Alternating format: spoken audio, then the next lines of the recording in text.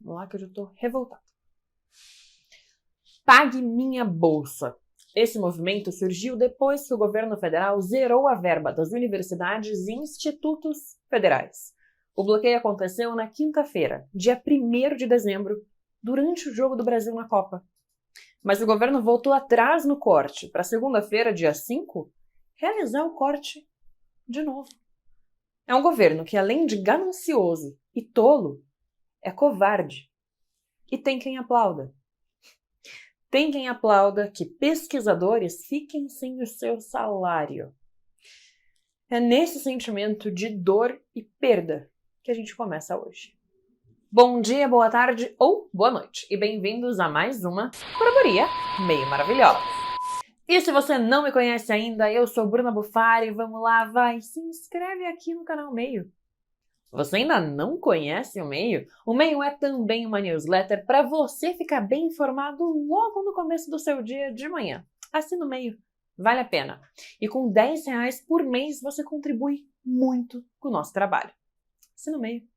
O movimento Pague a Minha Bolsa começou assim que o governo anunciou mais um corte no MEC.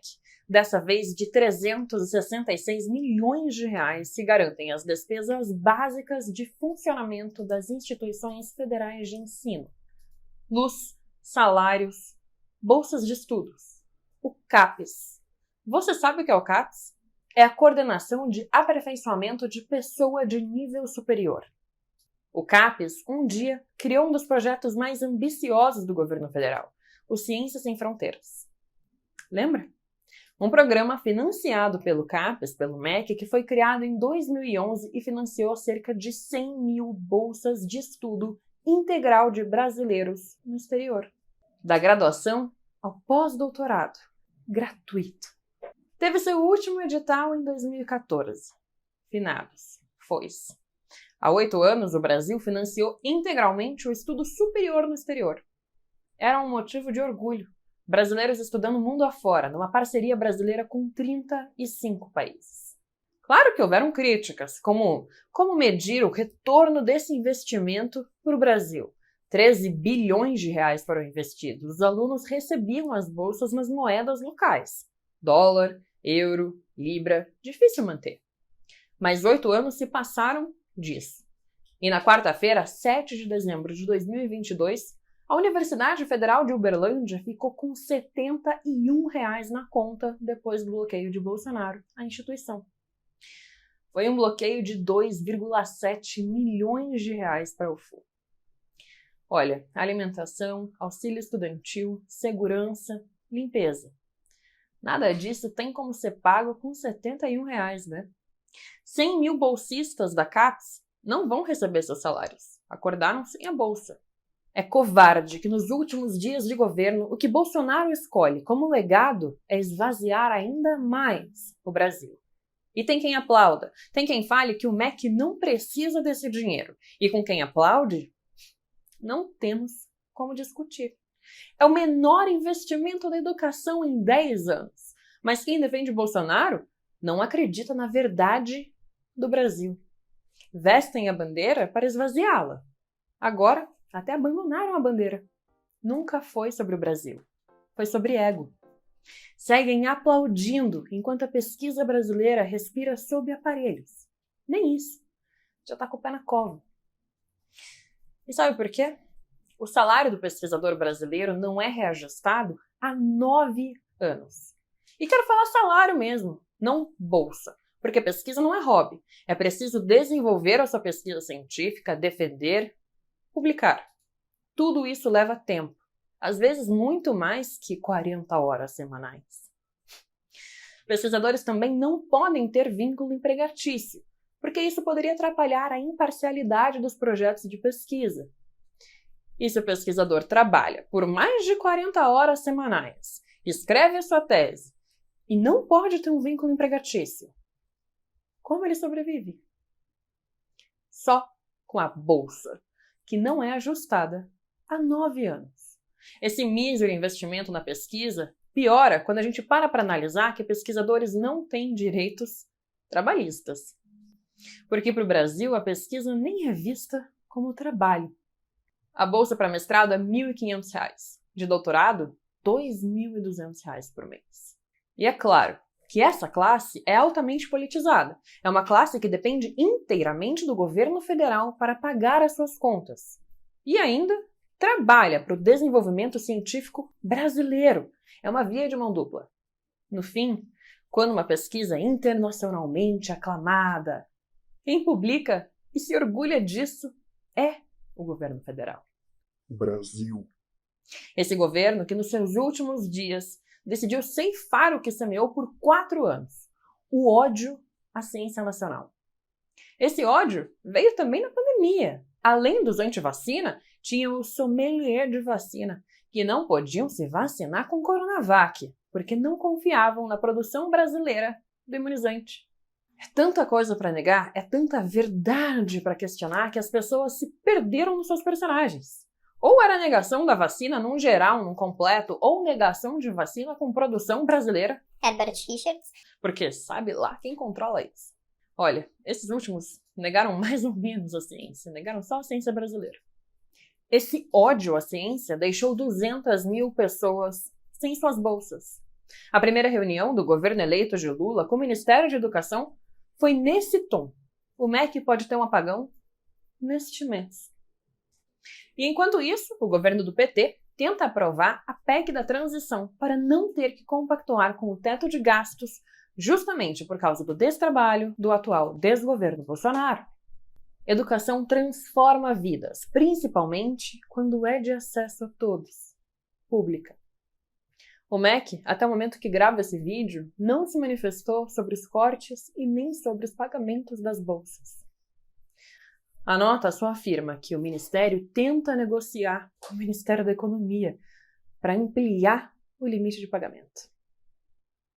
Olha, a economia diz isso na sua nota, que o teto de gastos está pressionado e despesas importantes não poderão ser pagas. Como o salário de 200 mil pessoas. Paulo Guedes não se manifestou sobre os cortes, inclusive foi almoçar com Tarcísio de Freitas. E como não existe almoço grátis, há uma possibilidade de São Paulo ter Paulo Guedes na Secretaria de Fazenda do Estado. Putz. Mas voltando ao caos nacional, as entidades estudantis entraram com uma ação no STF para suspender o decreto presidencial que bloqueou o pagamento das bolsas. Como disse o advogado da ação, Humberto Fabretti, o aluno passa por seleção, dedica seu tempo para pesquisa e desenvolvimento do país. O Estado financia. Ele está cumprindo a parte dele. A bolsa não pode ser cortada de repente. E com esse parabéns no site do governo para um paper brasileiro da Roberta Duarte, eu pergunto, vale a pena ser cientista no Brasil? Com o governo Bolsonaro? Não. Até porque, em março, deram parabéns à Roberta para, em dezembro, não pagar o seu salário. Que empregador é esse? Governo covarde, mal agradecido. E tem quem aplauda. São pesquisadores que não têm como pagar para viver esse mês e não sabemos se terão salário no mês que vem. Não temos respostas. Agora, para falar sobre a covardia de Bolsonaro, falar um pouco do Moro. Em alguma curadoria passada, logo após a eleição talvez, comentei que Moro já estava sob os olhos do TRE do Paraná porque tinha declarado erroneamente os gastos da sua campanha eleitoral. Pois é, a Bela Megali revelou que o partido do Bolsonaro acionou Sérgio Moro na justiça para cassar seu mandato de senador. Na edição de hoje de O Mundo Não Gira, capota. Pois é, a ideia do partido é de que Paulo Martins, do PL, possa ocupar o cargo. Isso porque Paulo ficou em segundo lugar e, com a cassação, o PL quer abrir uma brecha para uma nova eleição no Paraná. O processo corre em segredo de justiça, mas essa informação, mesmo que pela metade do que a gente pode saber, já nos dá uma risada gostosinha. Não dá para abraçar o capeta sem se queimar, né? Um abraço quentinho para você, que vejo numa próxima curadoria meio maravilhosa.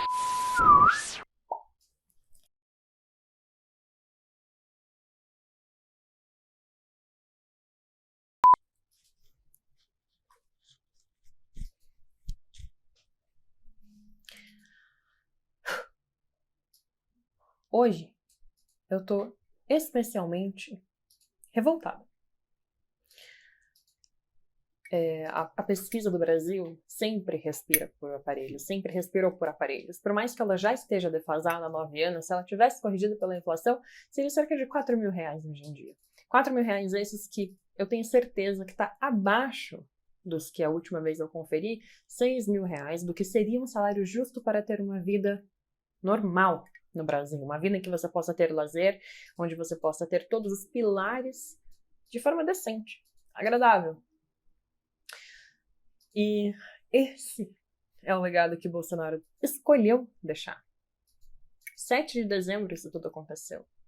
Os pesquisadores não sabiam o que estava acontecendo, ninguém recebeu o seu salário. É você abrir o aplicativo do seu banco, não receber seu salário, não saber o que está acontecendo, e você não tem com quem discutir. Porque você tem que discutir com o governo federal, que deu uma canetada de que não tem dinheiro para te pagar. E você tem que continuar trabalhando. Porque se você desiste da sua bolsa, você tem que devolver o que o dinheiro investiu em você. Não dá para devolver, né? Se as pessoas não têm como pagar o aluguel esse mês, como que vai devolver tudo que o governo investiu? Se não tem como ter vínculo empregatício. Não tem de onde tirar dinheiro sem ser da bolsa. Por isso que eu chamei de salário. A gente chama salário entre aspas, porque não é um trabalho, não tem direito trabalhista. Isso sem falar no INSS, que também pode sofrer um apagão. Esse é o gosto do fim do governo Bolsonaro. Um gosto doído. Um gosto de o que essas 200.000 pessoas vão fazer. Se Bolsonaro não fez nada para quem estava passando fome, precisou tentar se reeleger para isso, o que vai fazer com quem lidera a ciência brasileira? Hoje não teve muito espaço para dar risada, além do Moro. Mas é porque, às vezes, dói ser brasileiro.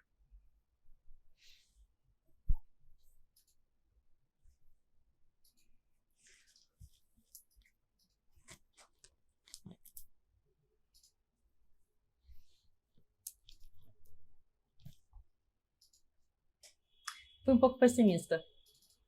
Não é a ideia da curadoria. Mas tudo bem. Daqui um tempo melhora, daqui um tempo a gente vai começar a falar sobre como o investimento na educação tá alto demais. Como foi durante a época do Ciência Sem Fronteiras. E daqui a pouco a gente vai começar a se questionar se valeu a pena investir 13 bilhões em brasileiros que foram estudar fora, ao invés de se valeu a pena deixar 200.000 pesquisadores sem salário.